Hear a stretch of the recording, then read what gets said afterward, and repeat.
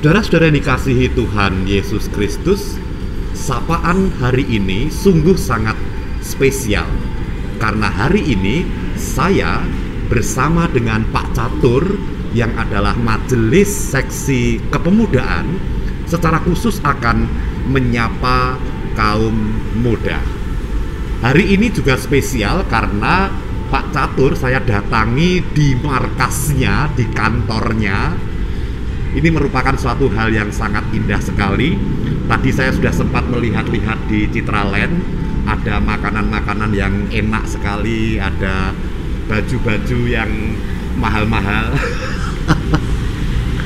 Tetapi sapaan hari ini secara khusus saya akan memberikan pertanyaan kepada Pak Catur selaku seksi pemuda yang nantinya akan memberi nasihat kepada saudara-saudara kaum muda semua tentang dua hal.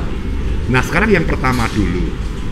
Gini Pak Catur, saat ini itu pemuda kita itu kan mengalami masa kebebasan teknologi media. Artinya pemuda kita bisa menggunakan media ini sebebas-bebasnya. Nah, saya kok menjadi khawatir. Apakah yang jadi pendapat Pak Catur tentang bagaimana seharusnya pemuda itu menggunakan kebebasan teknologi media ini? Yes, satu hal yang menarik memang, karena ini adalah satu perubahan yang tidak bisa dihindari oleh semua orang. Dan sebagai pemuda khususnya, itu juga tidak bisa menghindari hadirnya teknologi yang luar biasa ini. Kalau kita menghindari, kita akan kalah, kita akan tertinggal jauh. Makanya yang harus kita sikapi, kita harus mengikuti. Nah, pertanyaannya memang dalam mengikuti ini ada beberapa tantangan tentunya, ada positif dan negatifnya. Kita harus bisa mengambil dua hal ini secara bijak, ya, apalagi konten-konten yang hadir dalam teknologi informasi ini khususnya lewat handphone itu sangat-sangat luar biasa. Apa-apa ada ya. Segalanya bisa kita dapatkan di sananya. Nah, menurut saya kalau untuk hal ini pemuda harus cerdas, ya, mengambil sisi positif dan negatifnya. Kita harus mengambil positifnya, ya, karena dengan teknologi informasi yang semakin canggih ini, kita dapat memperbesar kapasitas kita. Kita dapat menggunakan ini untuk hal-hal yang bermanfaat bagi kita. Kita bisa menggunakan untuk bisnis online misalnya, kemudian mencari informasi-informasi yang berguna bagi kita sendiri. Ya, ini sangat penting sekali. Tapi juga jangan lupa ada sisi negatifnya. Ya, tentunya dengan tidak terbatasnya informasi yang didapat ini, banyak sekali hal-hal negatif di sana. Contohnya misalnya kita kalau bermain game, ya, game boleh ya, tetapi ketika game itu sudah menjadi kecanduan dan sampai waktu dan tidak membuat kita produktif, itu sudah negatif, ya, ya tentunya. Kemudian akses internet yang lain yang negatif, porno misalnya, nah, itu sangat-sangat harus dihindari. Itulah hal-hal yang negatif. Satu hal yang saya pesan, kita pemuda harus bijak dan cerdas. Jadi seperti sampaikan oleh Pak Catur tadi, semua berpulang kepada pemuda sendiri ya Pak. Mereka dapat memilih untuk mengambil kebebasan teknologi informasi ini untuk mengembangkan diri sendiri, dan itu akan membuat kesuksesan tambahan di dalam kehidupan mereka. Tetapi juga kalau salah pilih, apa yang terjadi akan menghasilkan generasi yang malas dengan game yang lupa waktu, atau akan terjerumus ke dalam situs-situs yang tidak berguna. Satu hal lagi nih Pak Catur, ini kan gereja kan libur ya Pak. Ya.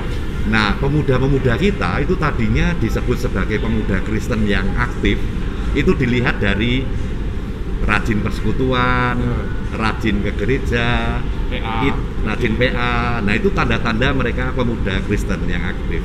Tetapi ketika mereka sekarang di rumah, kira-kira apa tanda mereka sebagai seorang Kristen yang sungguh-sungguh? Ya, saya selalu tertarik dengan hal-hal yang demikian.